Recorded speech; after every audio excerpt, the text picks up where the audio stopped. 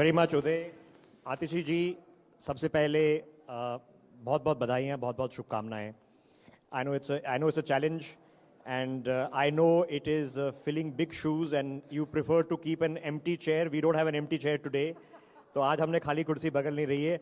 हमारे दर्शकों को जो इंडिया न्यूज़ और न्यूज़ एक्स पे देख रहे हैं, बहुत बहुत स्वागत। ये हमारा हम महिलाएं वी विमेन वांट का मंच है और हमारे साथ जुड़ी हैं आतिशी जी, दिल्ली की मुख्यमंत्री। आतिशी जी, सबसे पहले आप महिलाओं के मंच पे हैं, आपको महिला मुख्यमंत्री बनने में क्या सोच आई है?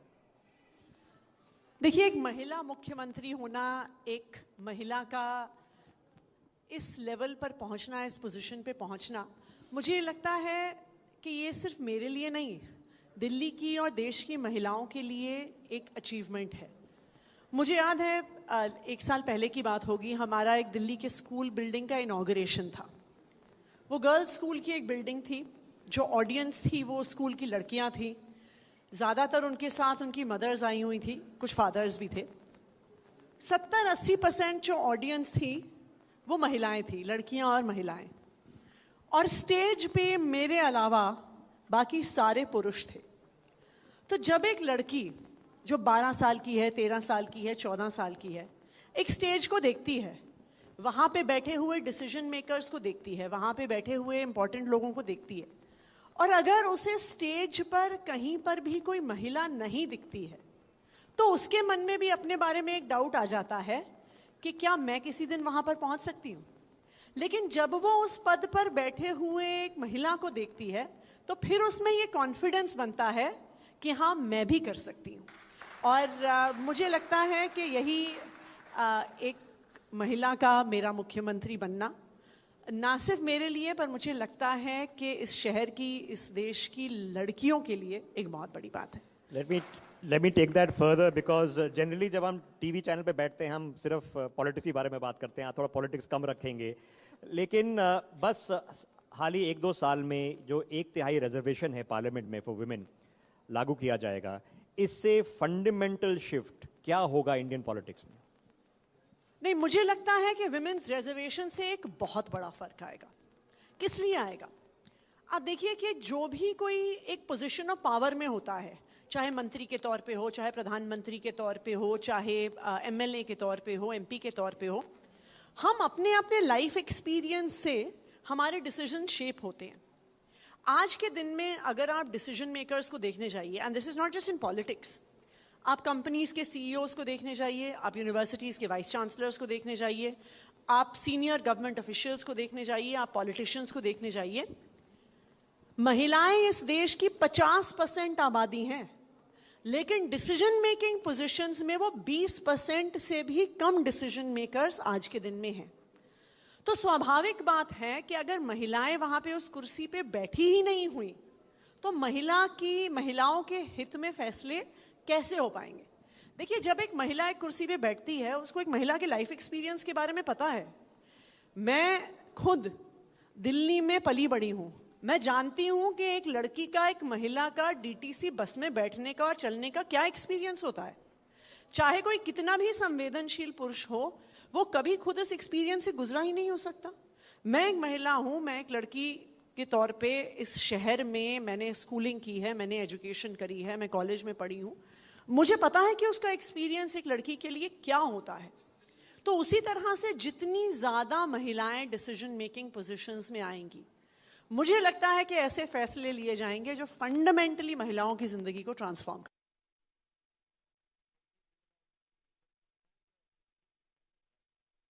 Is happening regarding women doctors, women nurses.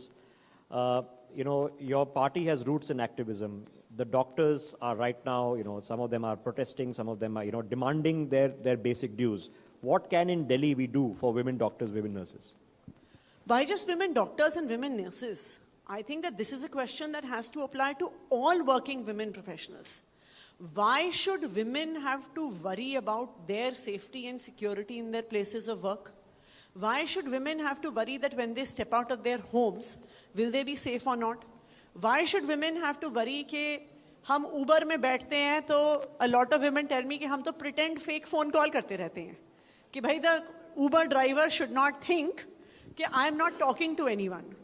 सो मुझे ये लगता है कि अगर महिलाओं को घर से बाहर हमें लेकर आना है, अगर आप सारे developmental criteria across the world देखिए, the more women are educated, the more women are working, the better the countries perform economically. So it is not just that we are doing this for the safety of women. We have to make our cities and our country safer for women for the development of our country. And I think that this has to apply across the board, not just for women doctors, for women nurses, but all women who are working professionals, for all young women who are studying. And across the board, we have to make the city and the country safer for them to step out. Ma'am, Delhi mein there are central government hospitals, very large ones.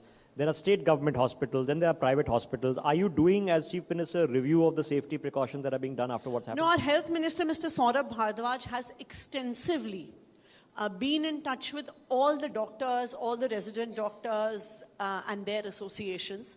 And whatever their demands have been, be it in terms of providing more safety and security in hospitals, be it in terms of proper metal detectors and baggage checks when anyone enters the hospitals, be it in terms of proper common spaces, be it in terms of proper facilities in common spaces, CCTV cameras, all of those demands of doctors are being met in Delhi government hospitals. आदरणीय मुख्यमंत्री जी, कुछ महीने पहले आम आदमी party की सरकार ने दिल्ली में एक स्कीम घोषित की, 2000 करोड़ रखे जाएंगे और हर महिला जो दिल्ली की निवासी है, जो 18 साल की आयु से बड़ी हो गई है, उनको 1000 रुपये महीना दिया जाएगा। ये स्कीम की लागू कैसे की जा रही है, इसका भी स्टेटस क्या है और ये स्कीम आपने क्यों निकाली? देखिए, स्कीम अभी जल्द लागू होगी। अभी मुझे उम्मीद है कि आने वाले कुछ ही हफ्ते में ये स्कीम दिल्ली सरकार के कैबिनेट द्वारा पास हो जाएगी। ये स्कीम क्यों ज़रूरी है?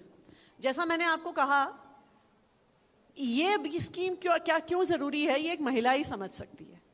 ये एक महिला इसलिए समझ सकती है क्योंकि आज के दिन भी हो सकता है कि जो महिलाएं इस कमरे में बैठी हैं, ये उनकी सिचुएशन नहीं हो, लेकिन आज के दिन भी एक आम परिवार में एक आम महिला को अपने छोटे छोटे खर्चों के लिए भी किसी ना किसी पुरुष पे डिपेंडेंट रहना पड़ता है। जब छोटी होती हैं तो पिता से मांगने पड़ते हैं, बड़ी हो जाती हैं तो अपने पति से मांगने पड़ते हैं पैसे, बुजुर्ग हो जाती हैं तो अपने बेटों से मांगने पड़ते हैं पैसे। और आप सोचिए, अगर आपको एक छोटी सी रिक्वायरमेंट के लिए भी किसी के सामने हाथ फैलाने पड़ते हैं, तो ये आपके सेंस ऑफ सेल्फ रिस्पेक्ट को कम करता है। इसीलिए इस स्कीम की शुरुआत हुई दैट दिल्ली की हर महिला के हाथ में अपनी छोटी बड़ी ज़रूरतों के लिए पैसे होने चाहिए, कि अगर उन्हें घर से बाहर जाना है तो उन्हें किसी से पूछना नहीं पड़े। अगर किसी महिला को अपने बच्चों के लिए कुछ सामान खरीदना है, उसे किसी के सामने हाथ ना फैलाने पड़े। अगर किसी बुजुर्ग महिला को अपने लिए एक नई साड़ी खरीदनी है, अपने पोते पोती को कुछ पैसे देने हैं, तो उनको किसी से मांगना ना पड़े। मुझे लगता है कि हाथ में पैसा होना is the biggest form of empowerment for any women, and any working woman will tell you this. और इसीलिए इस स्कीम की शुरुआत करी जा रही है। ये मैं मानती हूँ कि 1000 रुपये महीना है, लेकिन बहुत सारी ऐसी महिलाएं हैं जिनके लिए ये 1000 रुपये भी बहुत बड़ी चीज़ है। Yes, 12,000 rupees a year, and the scheme hopefully will be launched soon. आतिशी जी, मैंने बोला कि पॉलिटिक्स थोड़ा कम रखेंगे इस चर्चा में, लेकिन एक unified force for the betterment and transforming India into women lead development कैसे करें? क्योंकि सेंट्रल गवर्नमेंट के पास भी लखपति दीदी स्कीम है, वो भी कह रहे हैं कि जब हम आवास दे रहे हैं, हम विमेन के नाम पे दे रहे हैं, टॉयलेट बना रहे हैं, इकट्ठे कैसे काम किया जाए इस पे?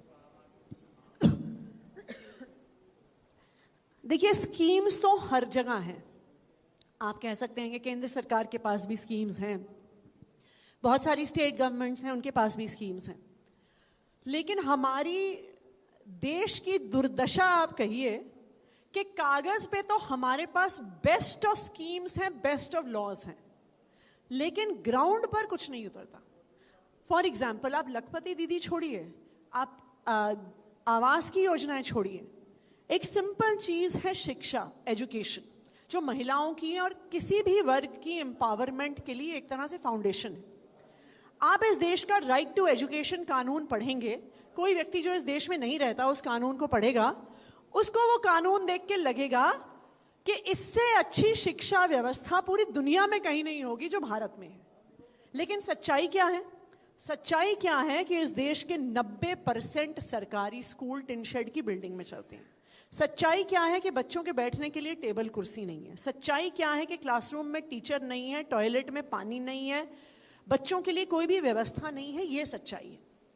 तो स्कीम्स हम कितनी भी बना लें, जब तक सरकारें उन स्कीम्स को ग्राउंड पे उतार कर महिलाओं की जिंदगी में एक्चुअल सुधार नहीं लेकर आएंगी, स्कीम्स की घोषणाएं करने से लोगों की जिंदगी नहीं बदलती है।